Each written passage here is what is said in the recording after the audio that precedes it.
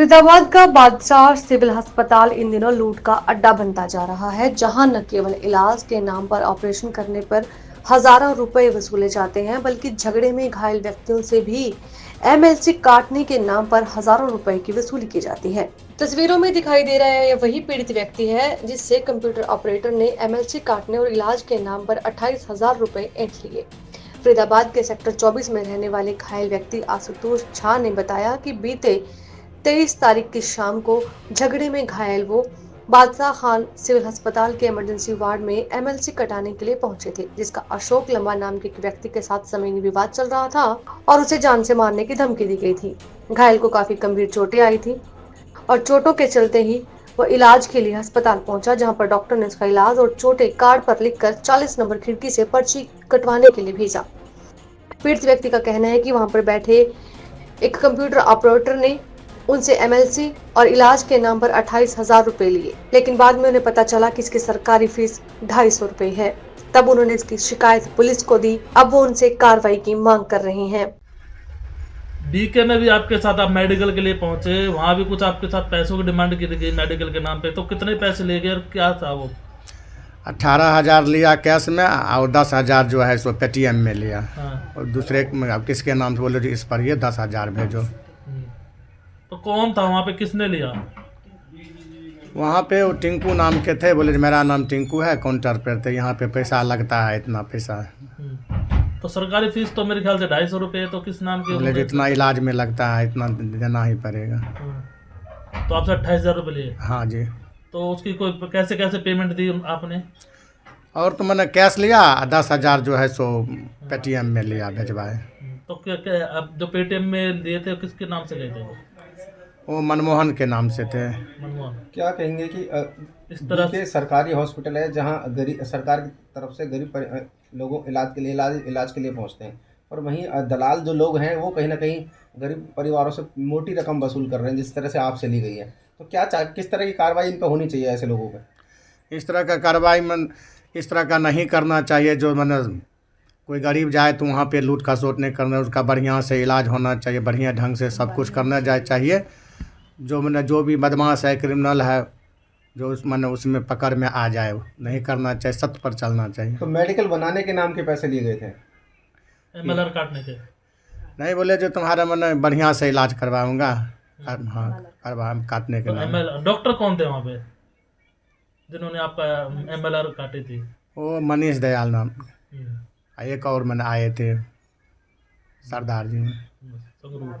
हाँ, संगरूर बाद में आए थे। तो उन्होंने आपका मेडिकल करा था? हाँ। ठीक है। तो ये जो दलाल था ये आपको कहाँ पर मिला था? ये उसी काउंटर में ही थे, मैंने गया कटवाने के लिए। ये स्टाफ था, दलाल नहीं था? बीके का स्टाफ था? स्टाफ ही थे, वो अंदर में बैठे हुए थे। किससे झगड़ा हुआ था आपको? किस बात को लेकर झगड़ा हुआ था आपका? ये अशोक लांबा ने हमारे मंदिर पर आकर के वहाँ से आकर के बदमाशी करते हैं, माताजी पिताजी को तंग करते हैं, पैसे वसूलते हैं, और हमारे परिवार जो धर्म काटे के आगे जाते हैं तो उनके साथ भी अभद्रता करते हैं। उससे कुछ गंदे गंदे बात बोलते रहेंगे, ऑफिस में आ जाओ तुम्हें खिलाऊंगा पिलाऊंगा, कुछ से कुछ ऐसे ऐसे बात बोलेंगे। तो पुलिस को शिकायत दिया आपने इस मामले को लेकर? हाँ, पुलिस को मैं शिकायत दे दिया हूँ। पर जो बीके हॉस्पिटल में आपसे जो दलाल और डॉक्टर की मिली भगत से जो पैसे लिए गए, बीके के क्या कार्रवाई चाहते हो आप? बीके के स्टाफ ही था वो? स्टाफ ही थे वो। तो क्या कार्रवाई चाहते हो? ये पैसा मैंने दे दे, बस हो गया। मतलब ये ऐसे के खिलाफ जो गरीब आदमी उनको न्याय मिलना चाहिए, सही से इलाज न्याय मिलना चाहिए, सही से इलाज होना चाहिए। हाँ। जो गरीब आदमी के साथ यहाँ का जो भी मारपीट करते हैं, ऐसे नहीं होना चाहिए, न्याय होना चाहिए, पैसे लेकर के नहीं करना चाहिए। तो आपने शिकायत दी है इसके खिलाफ भी? इसके खिलाफ जो है शिकायत दिए थे। क्या नाम है आपका? मेरा नाम रिंकू है।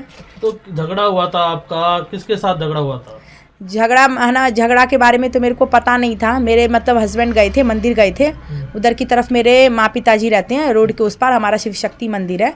तो ये जब शाम के समय वहाँ पहुँचे तो इनको गाड़ी का पूजा कराना था, फ़ोन आया जो गाड़ी का पूजा करवाना है, तो ये गए वहाँ गाड़ी का पूजा कराने के लिए। तो अशोक लांबा है जो वहाँ पे ज़मीन है सरकारी, मगर उसे बताता है जो मेरी अपनी ज़मीन है और फोर्जरी कागज़ बना बना कर ज़मीन बेचता है वहाँ का। हमारा 50 साल से पिताजी का गाय वाय वहाँ पे बंधती है, तो वो ज़बरदस्ती इनको अपने ऑफिस में बुलाने लगा, जो मेरे ऑफिस में आओ अंदर। तो ये है ना ऑफिस में नहीं गए, इनको बस है ना पकड़ करके मारना शुरू कर दिया धर्म कांटे के पास में। वहाँ पे मारना शुरू कर, 2 मिनट की दूरी पे ही मेरा मंदिर है, वहाँ से सब दिखता है।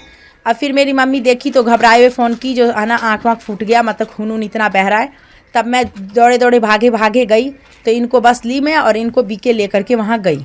जब मैं बीके लेकर के गई वहाँ पर, तो वहाँ पर ये अशोक लांबा है, ये गाड़ी से अपने बीवी बच्चे लेकर के वहाँ और भी 8-10 आदमी लेकर के ये पहुँच गया। जाते ही सबसे पहले इसने एम्बुलेंस को ठोक दिया, उसके बाद में हमें धमकी देने लगा, बाहर निकलो आना, बाहर मैं तुम्हें बताता हूँ, बाहर निकलो। मेरे से पकड़ लिया, मेरे पति को मारना पीटना शुरू कर दिया, खत्म कर दूंगा, जान से मार दूंगा। और बोला जान से ख़त्म कर दूंगा, मैं है ना मार दूंगा। इस पति में तेरे क्या रखा है, मेरे नज़दीक आओ, मैं तेरे बाल बच्चे सबको चलाऊंगा, हर एक चीज़ करूंगा। तुम्हारे पिताजी को मैं बसाया हूँ, तुम्हारे पिताजी को मैंने सब किया, तो तुमको भी करूंगा। तुम्हारे पिताजी तुम्हारे लिए कुछ नहीं करने वाले, ये सब उल्टा सीधा बोले। मैं बोली हम जानेंगे हमारे पिताजी हमारे लिए क्या करेंगे नहीं करेंगे, बाकी आप इस विषय पे मत बोलो, जब वो आएंगे तब हम अपना देखेंगे।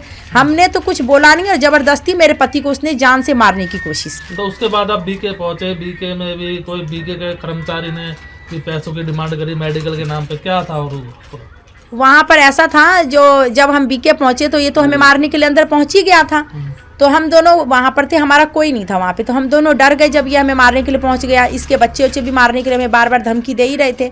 तो हमने जब पर्ची कटवाने के लिए वहाँ पर गए अंदर में, तो हमसे बोला जो इलाज के लिए ना आपको इतने पैसे देने ही पड़ेंगे।